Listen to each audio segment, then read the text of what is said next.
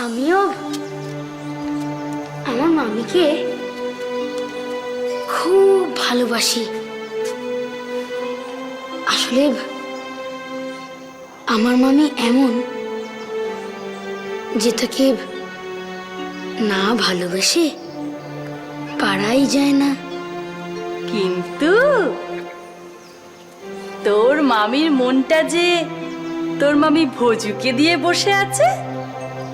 সে দিক না, ভোজুকে দিয়ে যেটুকু পড়ে থাকবে সেটাই না হয় আমার। আর ভোজু তো আমার ভাই গো।